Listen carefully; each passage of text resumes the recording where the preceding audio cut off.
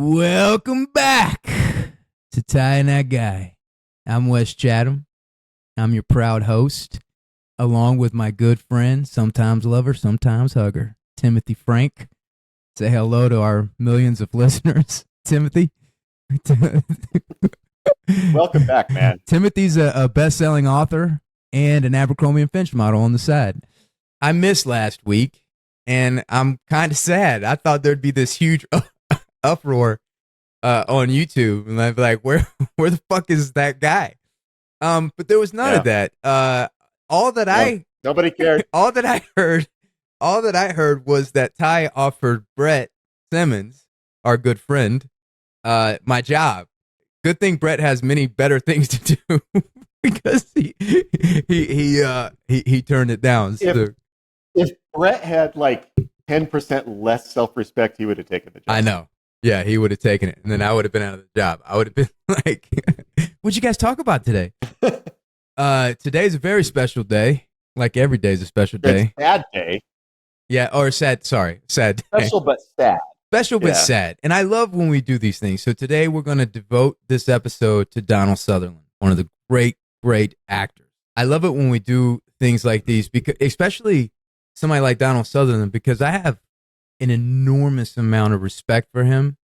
And when I go back and look at all the great performances and great films, it's like he was omnipresent in our lives growing up and all these great films that he was a part of. It's nice to take a minute just to reflect on his work and the impact that he had, particularly somebody like Donald Sutherland. And he has a career that I deeply admire for many reasons. And number one is he never lived in LA. And all I really knew about him before I started kind of researching this is the work that he did. So however he did it, he just stayed out of the spotlight. He was so respected. And I had a deep amount of respect for him. And he had such power. He had power on screen. He had power. He was so intelligent, but he was charming. He was funny. He was smart, but he could be fucking, sharp if he needed to be. He did not have the need to be like disease that many actors have. And I was always impressed with him. So I look forward to talking about him today. Yeah. I mean, he's one of the all-time greats. I mean, there's no denying it. Before we got started, I was just scrolling through IMDb, looking at his IMDb list, and it's like 30 pages long. I mean, talk about the epitome of the working actor. This guy, he did TV, he did movies, he did Academy Award winning movies. He also did just regular movies. He did some movies that aren't so great. I mean, obviously always elevated the material by being in it, but just worked. Like, he was a guy who clearly loved to work and never had any big breaks in his work, just all the time. And not just movies and TV, but, Robin Veith, who we worked with on The Expanse, she started her career as a stage manager for live theater. And she knows him, or she knew him, because he was in some of the theater productions she managed. So she has hung out with Donald Sutherland when he was doing stage work. So a guy, you and I talk about this a lot, the guys who just love the craft of acting. And it doesn't matter what they're doing. They could be doing the biggest movie in the world, which he was in some of the biggest movies ever. But he could also be doing some little off-Broadway thing in New York that like 30 people a night come see. And it doesn't matter, because the work is what he loves, not the popularity and the adulation. And he's good in everything that he does. He's consistently interesting and good. He never phones anything in, no matter what the project is. I remember there was a review a long time ago for this TV show he did, where it was like, it talked about, like, basically the review was like, this show sucks, but Donald Sutherland is so fucking good in it, right, that it's almost like he's in a different TV show when they're doing the thing. I can't remember what the show was, but I remember reading it. I've seen movies that felt that way, where I'm like, this is a very mediocre film that is being dramatically elevated by the presence of Donald Sutherland. Mm-hmm. So like every scene he's in is great. Mm-hmm. And then when he's not on screen, you're like, oh, this movie's not so great. Mm-hmm. And there are other actors who can do that. We've talked about some others who have that power, but it is unusual. Yeah. And when an actor is never pulled down by the film he's in, he drags the film up to him. Right. And there's many styles to acting, and he excels in them all. There's movie stars that has such a strong, charismatic personality that is the foundation of every performance they do. And you love to see them on screen, and they're consistent within that work. But their persona or who they are doesn't disappear in any role. And then there's some actors where it's almost like they have their DNAs arranged differently in each role that they play. They are completely different persons, like Daniel Day-Lewis. And then there's people that Donald Sutherland did a film with Fellini. He did 3 Italian films in a row, and there was, he played Casanova, and there was an operatic, big, expansive performance that he played there that was impressionistic in a way. And he excelled in all of those. But what's interesting about Donald Sutherland is he was the character actor. He could play this over the top roles. He could be very minimalist. He could bring it down and be very grounded and very powerful in his performances. But he also could be the movie star when the role needed that, like the movie Clude. Yep. He had the charisma, and that's rare when you have all of that, all that ability and all of that range. And there are definitely movies that he carried on his shoulders as the movie star within that movie, and then there's movies where he carried on his shoulders as the character actor. Clude is an interesting one because it's a small film. It's a little mystery film, but it's got 2 of the biggest stars of the day with him and Jane Fonda, and it's really almost kind of a character piece. It's just the 2 of them. It's him and his strange character, and her strange character, and the way that the 2 kind of fit together a little bit. Didn't Alan Pakula direct that movie? Was that a Pakula film? Yeah. And I don't know. I love that film. I didn't know it was so that movie was not a hit when it came out? No, I'm not saying it wasn't a hit. I'm saying that it's not bombastic. It's not a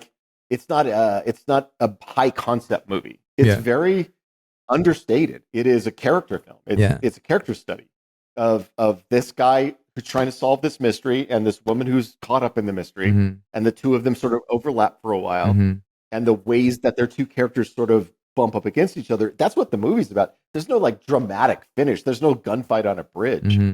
It's just sort of, it just kind of gently resolves, and then these 2 characters go on with their lives. But the reason I'm talking about that one, because if you don't have 2 great performers in those 2 parts, there's nothing there. The movie almost doesn't exist without the amazing performances. But these guys, and this was Jane Fonda at the height of her powers, and the fact that she didn't just blow him off the screen shows how much charisma and power he had. She might have blew him, but it wasn't off the screen. So, what's interesting is I remember Donald Sutherland did an interview a long time ago. I don't remember what it was for, but it was like some Scottish BBC thing. But they went through all of his movies, and they showed scenes of the movies, and then he talked about the movies as they did that. Well, at the time, he was dating Jane Fonda. They had a very intense relationship, and he talks about how she kind of liberated him sexually, intellectually. This was during Vietnam, and he started getting involved politically, but during this movie, when the scenes came up in Clute, he was looking at it and he'd be like, "Oh yeah, we made love right before this scene. Oh, and then we made love right after that scene, and then the whole movie he's talking about how him and Jane Fonda are having sex through the whole movie, and good for him." I mean, having 70s era Jane Fonda liberate you sexually, I mean, that's a career right there. Yeah. What more can you ask for? What's interesting is the first time I remember Donald Sutherland was Invasion of the Body Snatchers, and I didn't know for a long time that it was a remake. I thought when people referred to Invasion of the Body Snatchers, they were talking about that movie. I didn't know that there was all these different versions of that movie.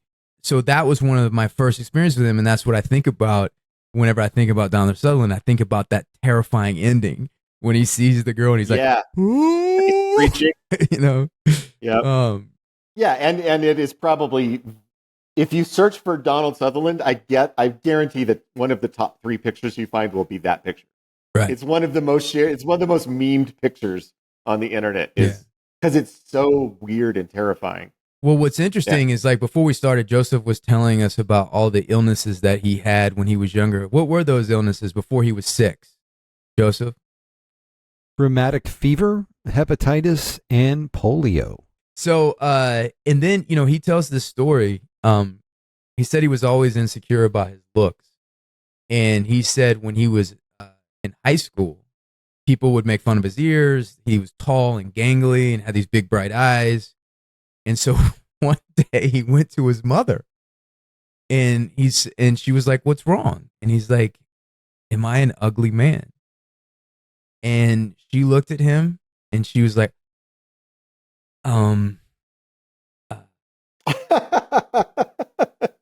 your face has a lot of That's character.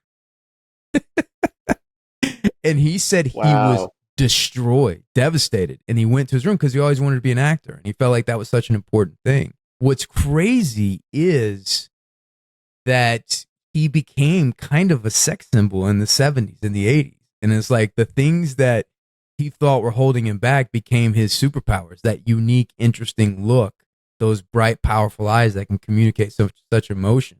And, his big break came from The Dirty Dozen, and he tells this really great story where he was just a walk-on in that movie, like just basically a guy in the background. Basically, one of the actors was like, there's a speech where he goes and talks to the young recruits that are coming in, and he was like, for whatever reason, he felt like his character shouldn't do this, and here's the reason why. And the director just didn't want to get into it, didn't want to hear it. And he goes, okay. He looked around the table and he goes, "You with the big ears, you do it." And he said, it all came down to that I had big ears, and he saw me and was like, "You with the big ears, you do it." And he said, then that changed his whole life, because through that performance, and it's so good. You remember when he's like, "Where are you from?" And I think the guy says like Gary, Indiana or some shit like that. And he goes, "Huh, never heard of it." And then he goes and he just fucks with these guys. And then, but through that performance, he started getting movies off people because it was such a massive hit and he had such an interesting character. I think he got MASH off that maybe.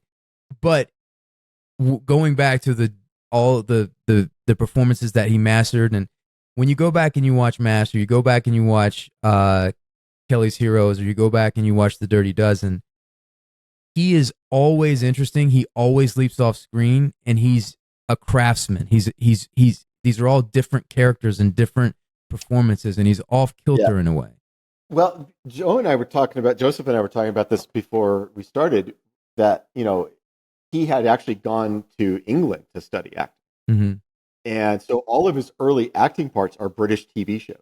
So his early acting was, and you and I have talked about the fact that in Britain, actors treat acting like a job. Mm-hmm. They don't treat it like, this is how I'm a celebrity. They treat it like work. Mm-hmm. And so he came up through that mentality, that sort of British actor mentality, where you go to school and you learn how to be an actor, and then you work, and it's a craft, and you're a grinder, right? Mm-hmm. And so he was in a bunch of like those early British TV shows, those sort of like 60s era TV shows where it was like The Avengers and The Saint. Remember The Saint with what's his face, who became James Bond? So he was in those kind of shows before, and then he got The Dirty Dozen. So he was like this working British actor who wasn't actually British; he was Canadian, but a working British actor who had done a bunch of TV shows. You look, he's got like a dozen TV shows under his belt when he finally gets Dirty Dozen. The reason I bring that up is, if you're not that guy, then somebody goes, "Hey, you with the big ears, you do the speech." Maybe you don't pull it off. Yeah. But if you've been working on your craft and you've been studying and you've been honing your skill set, then when the opportunity shows up, you're ready to take that opportunity. Yeah. You're ready to nail it. It's like the Beatles in Germany, where they play every night for years and they just hone their craft and work and work and work. And you're exactly right, because there's plenty of movies you watch where people will have the walk-on role or the guest star or whatever, and you see them and they do their job and they move on and you don't remember it. And then every now and then somebody comes on and you're like, who the fuck is that? That is so interesting, you know? I used to have this acting teacher who would say, you know, some actors are meals and some actors are the sides. And the example, or some actors could be both. And like an example she would give is like Johnny Depp. Like a lot of Johnny Depp stuff, he's a side. He's not the meal, right? So like if Johnny Depp, when he plays Captain Jack Sparrow, right? He's so entertaining and he's so interesting in that, but it's a flavor. It's not the meal. It's a side. It's not the meal. He's not the protagonist. He's the thing that adds flavor to the movie, but he's not the movie. It's not the story, right? And some actors have a talent in being the flavor or being the sides, and some actors can be the meal. Like Russell Crowe is the meal. Denzel Washington is the meal, but also Denzel Washington can also be the flavor. And Donald Sutherland has that ability, going back to kind of repeating what I'm saying before, but there are movies where he can be the meal, where the movie rests on his shoulders and he's the grounding force within the movie. But then in like Kelly's Heroes, where he's like the hippie tank driver, you know, where he's just funny every time you see him and he's interesting, and he's just a great flavor. Yeah. And he could also, you know, I'm glad you point that one out, because as we know from MASH, he could play the comedic role. Right. He was funny. Right.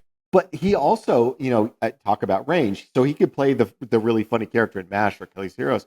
But then there's plenty of movies where he plays like the stern authority figure, and he's terrifying. Yeah. You know, he comes across as so dangerous in his authority. Right. I mean, you were in the Hunger Games movie, right, where he plays the leader of the government. Right. He's terrifying in those movies, right? Where he plays like this horrifying authority figure. I think a big part of the success of that movie is the power of the antagonist, his power within the movie. Speaking of which, did you ever get to meet him when you were working on No, man, we were shifts passing in the night. There was one day, because on the Mockingjay movies, he had very little to do. So he like would show up one day a month or something, and then he was living in Paris. And I love that too. He's always lived in Paris and in Quebec. He's always has this lake house on the lake, and he's never lived in Hollywood, even in the 60s and the 70s and all that time. Well, he started out, he was living in England. Or in England, yeah, always. So, you know, I remember going into the makeup trailer and they were like, you just missed Donald Sutherland. I was like, fuck, man. He was just, I really wanted to meet him or whatever, but he was a little bit older, and he wanted to do his job and get the fuck out. So I didn't get to see him. But do you remember his performance in Backdraft? How fascinating and terrifying he was. What was interesting is like, so I think a lot of actors would play the excitement of what the fire does, like they would make a meal out of it. But what Donald did is he worked to suppress the excitement that he felt for the fire.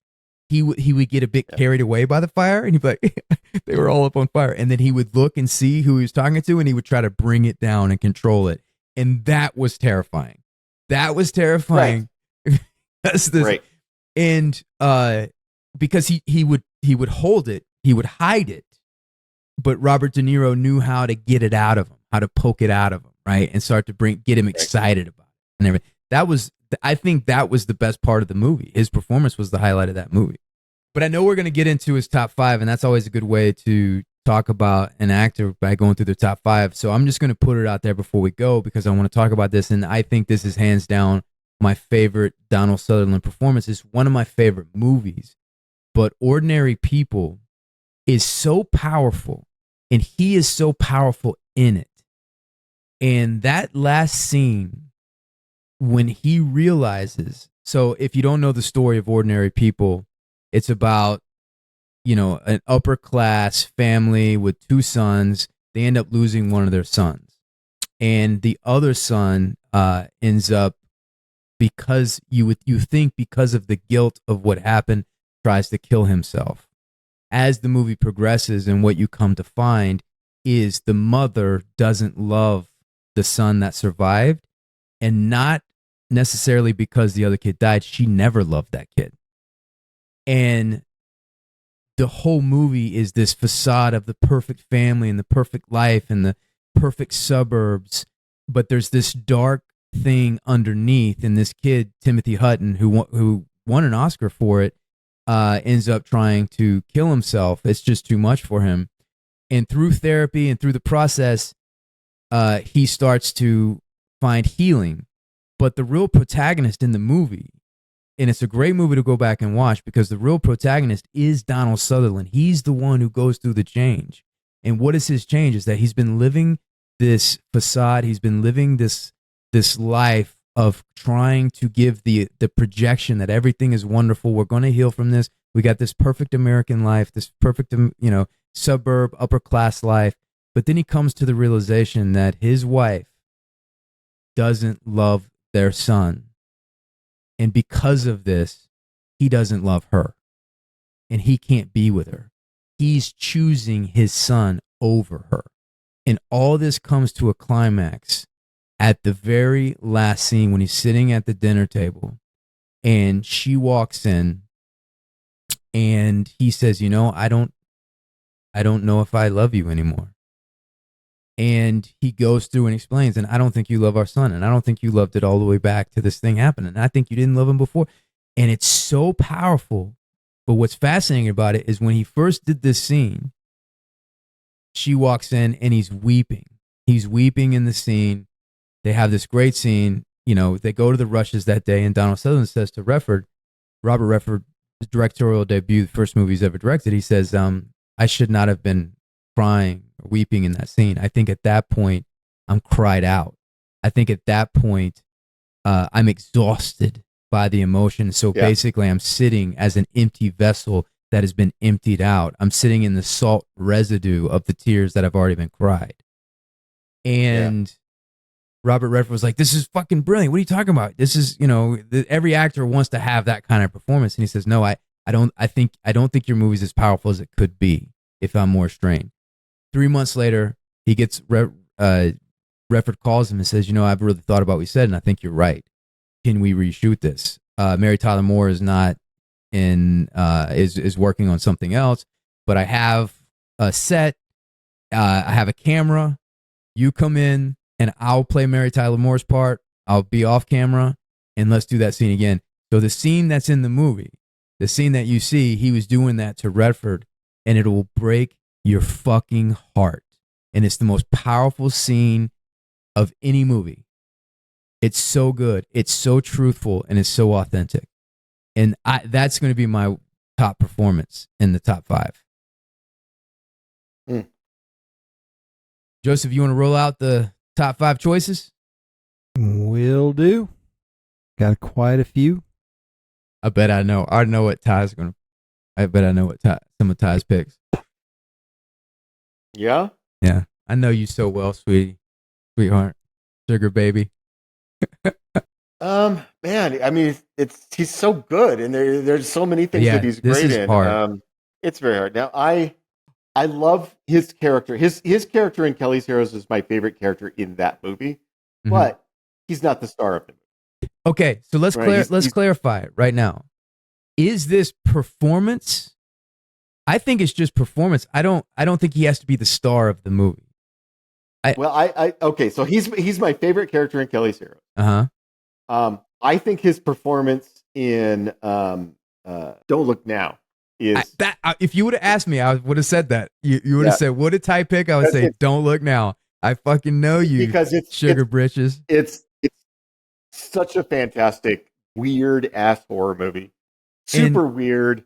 And he makes a choice when he pulls his daughter out and she dies. I can't remember if it was like he had a premonition or it was like it really happened.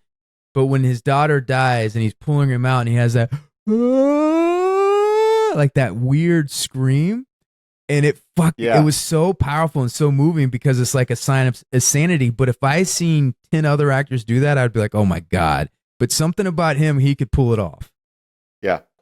So it's a thing we talk about a lot when we talk about acting is authenticity, and how when something is authentic, you could just it's in every moment. It's like a thing you sense in every moment. And when something is inauthentic, You instantly detect it. And Donald Sutherland is one of those guys, every performance he gave felt authentic. So when he does that horrible cry of pain when he pulls his daughter out, and it just breaks his mind in that moment and leaves him a shattered man. And the wail that he's doing is the wail of the damned. Uh-huh. Because it's Donald Sutherland, you believe it. You're like, yes, that's what you would do. And it's so authentic. Whereas many other actors trying to do that, it would have felt performed. And the minute it feels performed, then it's just silly. Right. It just comes across as silly. It's rare for me to see an American actor play a British character and not see the accent. But it explains it now because you told me he lived in London and that's when he started working. But in Pride and Prejudice, he is so good at accents, right? And in Pride and Prejudice, like he is such an Englishman in that movie. Again, like we can go through, he's great at everything, but I was trying to throw a little, I feel like people are going to think that we're going to pick Invasion of the Body Snatchers, and we very well might do that, but it wasn't as colorful as some of these other performances that he has. Like he was the straight, grounded protagonist in that movie. Yeah. And he does get the shocking ending scene. He does have that, but you know what? Yeah, I mean, I think he's great in the Hunger Games movies. I think those movies were let down by weaker performances in the secondary characters. But I think he was great in it. Yeah, he was very good in that. He was very good in those things. But I mean, we talked about it already, but I'd put Clude on the list. That's what I was getting to. I was getting to Clude because he plays this country guy that goes out to New York. He's never been in New York before, and Donald Sutherland is anything but a country guy. He is He is sophisticated. He is highly intelligent and highly educated. So I definitely would go with Clude. But it's funny though because I love MASH, and just the little you remember like in MASH when he's doing surgery and he's like scalpel and she gets a scalpel and he goes, could you itch my nose? She starts itching the nose while he's doing surgery. It's like a little, just like little things that made me laugh in that. Yeah. Ordinary people don't look now. Kelly's hero. The other thing with Clute for me is I'll repeat myself, but that's a movie that with a lesser performance is not a good movie. Yeah. The thing that makes Clute interesting is the power of the two lead performances. I see what you're saying. That really, I agree. He's throwing that movie on his back. Yeah. And dragging that movie across the finish line. And that's what makes the movie interesting. That's what makes it good. I agree 100% because their behavior is more interesting than the plot of the movie. Yes, exactly. Their relationship and the way in which those two characters find a way to each other in the course of that movie is so much more interesting than the sort of mystery, whatever's happening in the background. And it's sexy. It's so sexy. Yeah. I mean, it was height of her powers, Jane Fonda. She's and she played a prostitute. She's a wonderful. And when she did the back of her dress down and he's like, what are you doing? And she says, I was hoping we could get a 2-for-1 or no, I was hoping we can make a trade. We can make a trade, for those pictures, whatever pictures he has. And, he was resisting in that moment, but I'm like, whatever fucking pictures that I have that you want, they're fucking yours. That is a trade we are making, honey. But then, and then he pulls her to the side and then she thinks that there's that he's giving in to her, but really there was somebody on a roof watching them. There's some great stuff in that. Yeah. I think that's our top 5. I think Clude is probably a little bit stronger than MASH. Yep. Which one are we kicking out though? MASH. Okay. I mean, I liked MASH better than Pride and Prejudice, but I think his performance show the range of that. I mean, we're talking about performances here. Yeah. If I'm watching a movie, I'm going to watch MASH. I'm not going to watch Pride and Prejudice. Yeah. But I agree, his performance in Pride and Prejudice it's the range. A pretty amazing. There's no way the patrons pick Pride and Prejudice for us. No, no way. So we're throwing them for a loopty-doopty. Alrighty, well, let's see what the top 5 is from the patrons. See, they went Invasion of Body Snatchers, which, fair enough. MASH, Dirty Dozen.